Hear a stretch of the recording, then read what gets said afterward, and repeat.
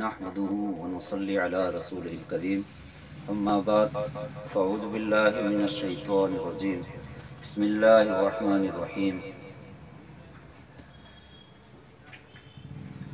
يا أيها الذين إن الصلاة تنهى عن الفحشاء والمنكر صدق الله مولانا العظيم وصدق رسوله النبي الأمين المتين الكريم ونحن على ذلك لمن الشاهدين والشاكرين والحمد لله رب العالمين۔ اللہ تبارک و تعالی اپنے مقدس و متبرک کلام پاک کے 21ویں پارے میں نماز کے متعلق ارشاد فرما رہا ہے، ان الصلاۃ تنہا عن الفحشاء والمنکر، بے شک نماز بے حیائی اور بری باتوں سے روکتی ہے۔ نماز جب بے حیائی اور بری باتوں سے روکنے والی ہے، مگر آج دیکھنے میں یہ آتا ہے کہ نماز کی پڑھنے والا نماز بھی پڑھ رہا ہے مگر بے حیائی اور بری باتوں سے رک نہیں رہا، بے حیائی اور بری باتوں میں ملوث نظر آتا ہے۔ اس کا مطلب یہ نہیں کہ قرآن کریم کا یہ فرمان غلط ہے، معاذ اللہ، ایسا نہیں ہے، بلکہ نماز تو بے حیائی اور بری باتوں سے روکنے والی ہے اور روکتی ہے، مگر وہ بندہ جو کہ ہر وقت گناہوں میں ملوث رہنے والا ہے، اس کی عادت اور اس کی فطرت میں ہی ایسا خیال آ جاتا ہے، ایسی بات اس کے عادت و فطرت میں ہر وقت رہتی ہے کہ وہ گناہوں میں ہی ملوث نظر آتا ہے اور نماز بھی پڑھتا ہے، اس کے ساتھ میں غلط کام بھی کر لیتا ہے، بے حیائی اور بری باتوں میں بھی نظر آتا ہے۔ اس کی وجہ یہی ہے کہ انسان جب نماز پڑھتا ہے تو نماز تو اس چیز سے روکنے کا کام کرتی ہے، مگر نماز کے پڑھنے والا اس نماز کو جس انداز سے پڑھنی چاہیے اس انداز کی وہ نماز نہیں پڑھتا ہے۔ یہی وجہ ہے کہ وہ نماز اسے بے حیائی اور بری باتوں سے نہیں روک رہی ہے، کیونکہ نماز کو پڑھنے کا جو حکم ہمیں اور آپ کو دیا گیا ہے تو اس کے ساتھ میں اس کا طور اور طریقہ میرے آقا صلی اللہ علیہ وسلم نے ارشاد فرمایا ہے کہ صلو کما رأیتمونی، اے نمازیو تم نماز ایسے پڑھو جس طرح تم مجھے پڑھتا ہوا دیکھتے ہو۔ اور نماز کے پڑھنے کا انداز، نماز کے پڑھنے کا طریقہ میرے آقا صلی اللہ تعالی علیہ وسلم نے جس انداز سے ہمیں اور آپ کو پڑھ کر کے بتایا ہے، اس انداز کی ہم نماز پڑھیں گے تو وہی نماز ہمیں بے حیائی اور بری باتوں سے روکتی ہوئی نظر آئے گی۔ مگر آج نمازی نماز پڑھ رہا ہے مگر اس طور طریقوں کو نہیں اپنا رہا ہے، جس انداز کی نماز پڑھنی چاہیے ویسی نماز نہیں پڑھ پاتا، اسی وجہ سے وہ بے حیائی اور بری باتوں میں ملوث نظر آتا ہے۔ اور ساتھ میں نماز کے پڑھنے کا جو حکم دیا گیا ہے تو اس میں نماز کے فرائض بھی ہے۔ پہلا جو ہے تکبیر تحریمہ ہے، پھر قیام ہے، پھر قرات ہے، پھر رکوع ہے، پھر سجدہ ہے، پھر قاعدہ آخرہ ہے، اور پھر سلام پھیرنا یعنی خروج بسنئی۔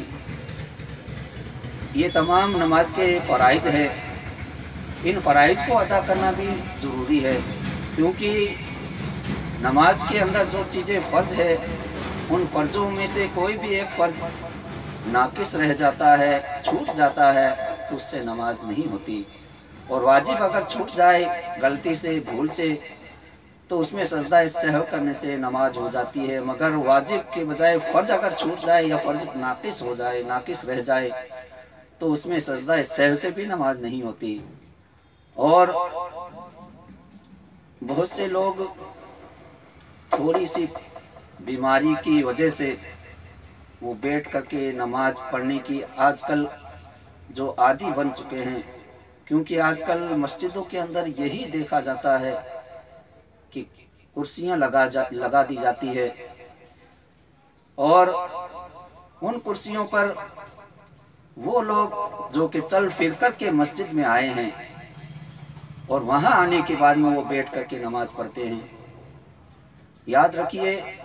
قیام فرض ہے، اور قیام جب تک آپ نہیں کریں گے اس وقت تک آپ کی نماز بھی نہیں ہوگی۔ اور کوئی شخص اگر قیام کرنے پر قادر ہے، قیام کر سکتا ہے، کھڑا رہ سکتا ہے، تو اس کے لیے ضروری یہی ہے کہ وہ کھڑا ہو کر کے نماز پڑھے، بیٹھ کر کے نماز نہ پڑھے۔ مگر دیکھا یہ جاتا ہے کہ ہلکی سی کوئی تکلیف ہو جاتی ہے، اس میں بیٹھ کر کے اور کرسی پر بیٹھ کر کے نماز پڑھنے کی وہ عادت بنانے کی کوشش کرتا ہے، اس سے نماز نہیں ہوتی۔ یہ میں نہیں کہہ رہا، بلکہ بخاری شریف کی حدیث پاک کے اندر آیا ہے۔ بخاری شریف کی حدیث پاک میں صفحہ نمبر 1117 پر یہ حدیث مبارکہ موجود ہے۔ اس لیے جب نماز پڑھنے کے لیے جب آپ آئے ہو، گھر سے چل کر کے آئے ہو، پیدل چل کر کے آئے ہو، چلنے پھرنے پر آپ قادر ہیں، کھڑے رہنے پر آپ قادر ہیں، اور مسجد میں جب آئے ہیں تو وہاں آ کر کے آپ کرسی کے اوپر بیٹھ جائیں تو وہ کیسے نماز ہوگی؟ نماز کسی بھی حالت میں نہیں ہو پائے گی اس ٹائم جب آپ اس طرح سے کرسی پر بیٹھ کر کے نماز پڑھیں گے، اور وہ بھی کرسی بیچ میں لگا دی جائے تو وہ اس سے صف بھی منقطع ہو جاتی ہے، کیونکہ کرسی جو ہے 1.5 آدمی کی جگہ روکتی ہے۔ 2 کرسیاں لگا دی جائے تو اس میں 3 آدمی کی بجائے کرسی 2 لگی ہوئی ہے تو 2 ہی آدمی بیٹھیں گے اور جگہ 3 آدمی کی خالی ہو جائے گی، تو اس سے صف بھی منقطع ہو جاتی ہے، بیچ میں تو بالکل ہی نہیں ہونی چاہیے۔ اور کرسی اگر لگانے کی اجازت جب دی ہے تو ایسے موقع پر دی گئی ہے کہ سب سے پہلے تو آپ کھڑے رہ کر کے نماز پڑھنے پر قادر ہے تو کھڑے ہو کر کے نماز پڑھے، اور کھڑے رہنے کی آپ کے ہمت اور طاقت نہیں ہے، کوئی مجبوری ہے، تکلیف ہو رہی ہے، تو آپ بیٹھ کر کے زمین پر بیٹھ کر کے نماز پڑھ لیں، اس سے آپ اچھی طرح سے نماز پڑھ سکتے ہیں تو نماز پڑھیں۔ اور اس میں بھی آپ کو نیچے بیٹھنے میں اگر تکلیف ہو رہی ہے، درد بڑھ رہا ہے، یا پاؤں فولڈ کرنے میں کوئی دقت ہو رہی ہو تو آپ پیر کو لمبا کر کے بھی پڑھ سکتے ہیں۔ جس انداز سے آپ کو آسانی ہو اس انداز سے آپ بیٹھ کر کے نماز پڑھ لیں۔ اس میں بھی آپ کو زیادہ تکلیف ہو رہی ہے اور پیر کو لٹکا کر کے نماز پڑھنے کی حالت میں آپ کو سکون ملتا ہے، اس وقت جا کر کے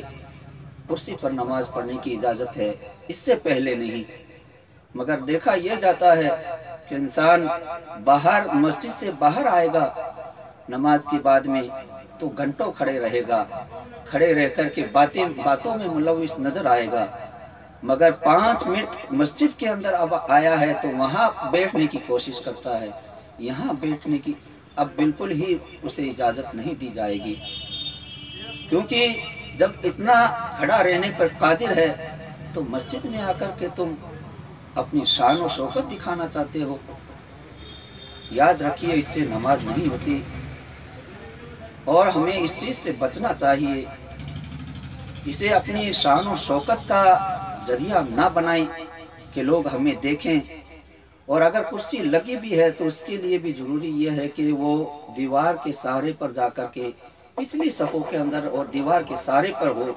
تاکہ اس کے بعد میں کوئی شخص کھڑا نہ ہو، تاکہ اس کی نماز صف منقطع ہونے کی وجہ سے ضائع نہ ہو جائے۔ یہ ایسی وقت میں ہی کرسی لگانے کی اجازت ہے، اس کے علاوہ کسی بھی صورت میں کرسی لگا کر کے آپ نماز پڑھیں گے تو آپ نماز ادا نہیں کر پائیں گے، وہ آپ کی نماز ہوگی ہی نہیں، کیونکہ آپ نے جو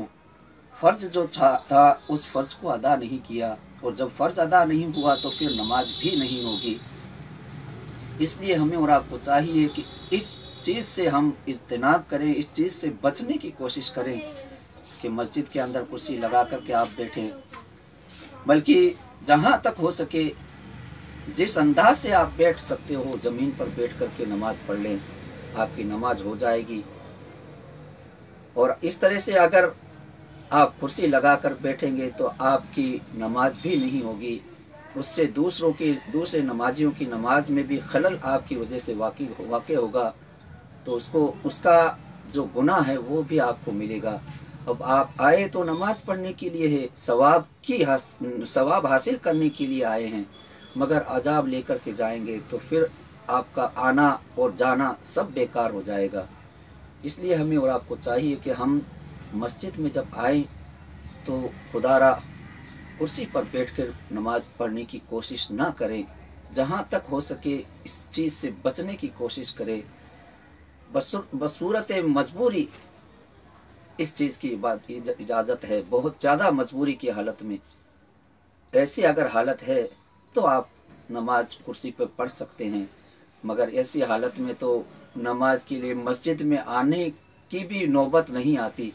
वो घर पे ही नमाज पढ़ने से इज्तिनाब करता है, बचने की कोशिश करता है, जबकि नमाज हम पर फ़र्ज है, हर हालत में फ़र्ज है। चाहे कैसी भी आपकी तकलीफ़ हो, कैसी भी बीमारी हो, हर हालत में नमाज फ़र्ज है। चाहे बैठ करके नमाज पढ़े, चाहे लेट करके नमाज पढ़े, चाहे आंखों के इशारे से नमाज पढ़े, हर हाल में हम पर नमाज फ़र्ज है। इसलिए हमें और आपको चाहिए कि हम